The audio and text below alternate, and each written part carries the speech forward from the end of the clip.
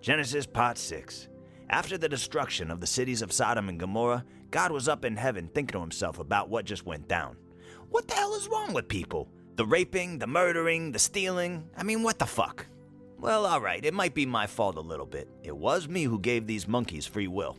It's not like I laid any ground rules before letting them go apeshit all over the planet. And you know what? That might be a good solution. I'll just set some firm rules in place, and then I'll command everybody to follow those rules. Just then, an angel comes in to interrupt God's thoughts and says, "Yo boss, we got an issue." The issue turns out that God has a ton of dead sodomite souls in heaven, and they're just going around heaven trying to rape anything that moves. God's like, "Oh, for fuck's sake, bro.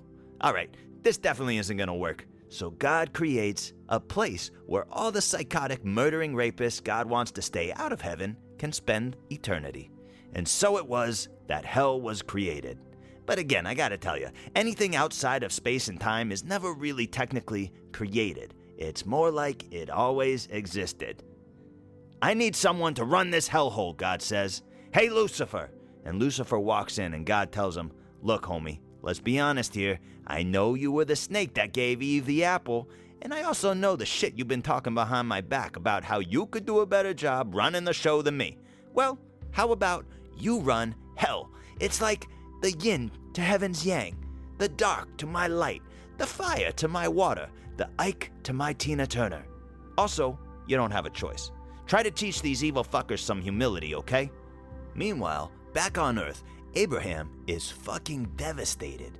He had made a lucrative career for himself giving circumcisions, but now that Sodom and Gomorrah were destroyed, there wasn't any people around to sell foreskin removal too. After all the shit he and Sarah went through to become rich, they were now broke. They pack up whatever belongings they had left, and Abraham and Sarah travel to a place called Gerar. They get into town, and Sarah starts giving every dude who looked at her a massive erection.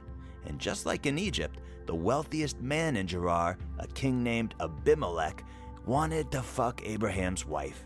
Can you guess what Abraham did? Come on, take a wild guess. This piece of shit told the king that Sarah was his sister, and once again, he pimped out his wife for money. I shit you not. Just like with what happened in Egypt, God goes down to earth and talks with Abimelech. "If you don't stop fucking Sarah and give them wealth and land, I'm gonna make your dick fall off from leprosy." Needless to say, Abimelech, just like the Pharaoh, obliges. He goes ahead and gives Sarah and Abraham enough wealth and land to make them rich once again. He also grants Sarah her other wish, and in just a few months' time, Sarah gives birth to a baby boy named Isaac. God also decides that he needs to lay down the fucking law with Abraham. "Look, dickhead, I'll be damned if I'm gonna let you pimp that beautiful-breasted woman out anymore for your ambition.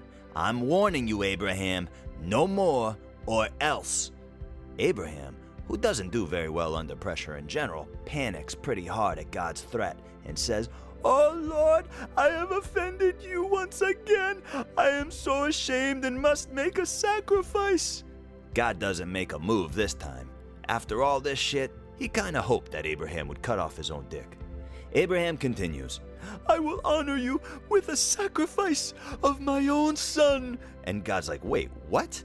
And Abraham grabs a knife and swings it towards his son Isaac. Then God smacks the ever-loving shit out of Abraham. "Enough, you fucking lunatic." God calms himself down and tries to reason with this madman.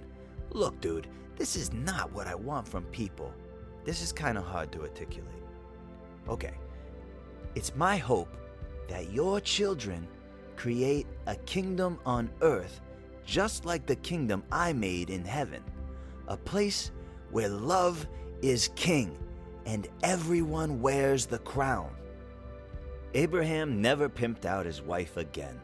And Sarah and Abraham's children had children of their own. And their children had children, and their children had children, and so on and so forth. One of those descendants ended up living in Egypt during a time of terrible oppression. And this woman gives birth to a little boy named Moses.